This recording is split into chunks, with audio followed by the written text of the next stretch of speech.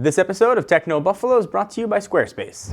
What's up, everyone? Welcome back to another episode of Ask the Buffalo. This is a very special CES edition. When you're watching this, CES will long have been over, but we are still here slaving away at the show floor. So I did what I usually do for Ask the Buffalo, put out a call for questions, and most of the questions were one single question.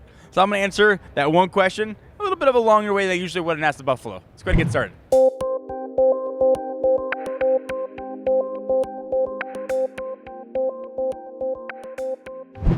So the question I got more than anything, other than how was it to talk to 50 Cent, which was freaking cool, was what was the coolest thing that we got to see at CES, or some variant of that. So CES has changed a ridiculous amount. It's like the equivalent of like a 9-year-old to like a 30-year-old. It's gone through some serious puberty action. Its voice is deeper, and you wouldn't even recognize it from back in the day.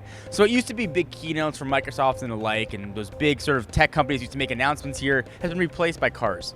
And car technology is huge here at CES. We saw some crazy stuff. We saw probably a car from the future. Mercedes saying we're going to see it in 2030, and it was the Mercedes F15. And it looked like, if you were just to draw a silhouette of it, it'd be just like an oval with a couple wheels on it. The thing was absolutely gorgeous to look at. First, completely autonomous, surrounded and blanketed by LCD screens, and almost they project what's outside of the car, so it looks like you're not even in a car.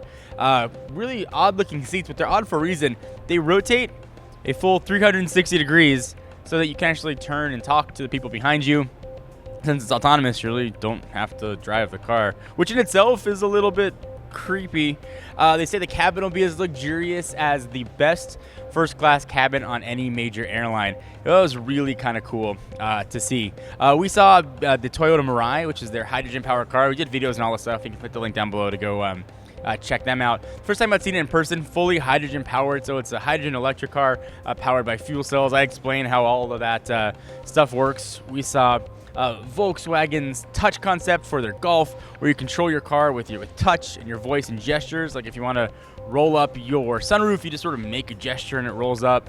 Don't know if we're going to see that sort of percolate to any other car or actually get released, but still really cool to see, and a ton of connected car options. If you could take sort of one moral away from the car world at CES, it was all the car manufacturers really want you to use your phone, but do not want you to touch it.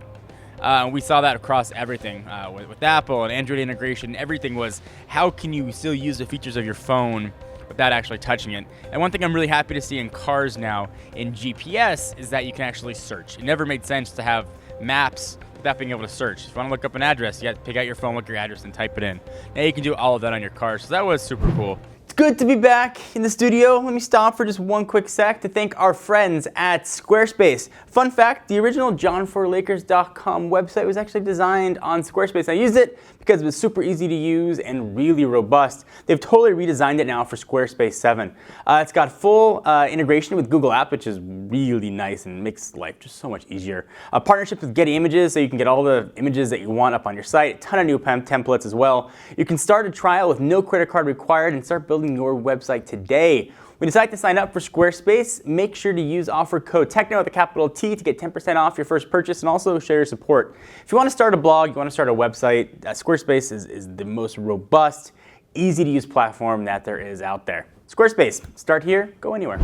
A little bit of disappointments here as well. We didn't see big product announcements that we usually do. Samsung usually blows everyone away with their products. We didn't see much giant in the way of the mobile world.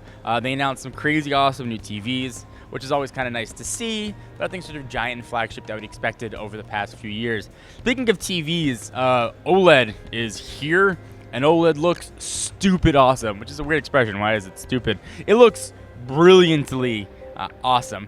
The light-emitting diodes, or the organic light-emitting diodes rather, can turn themselves on or off, so you get that true black that you can't get with backlit LCDs or even with local dimming added to it. They just look absolutely gorgeous. We saw the further evolution of the curved and then flat, and they can sort of move back and forth, push of a button. That was neat.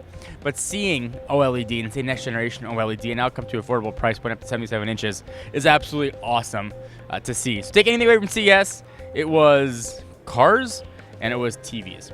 Also, a pretty good year to possibly buy a laptop. Intel's Core Series of M processor here. Laptops are getting super thin, fanless designs, lightweight, It's a good year to get a Windows laptop if you are in the market for one.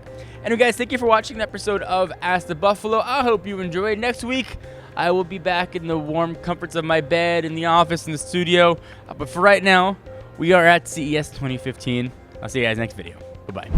What's up? This is 50 Cent. Thank you for watching Techno Buffalo.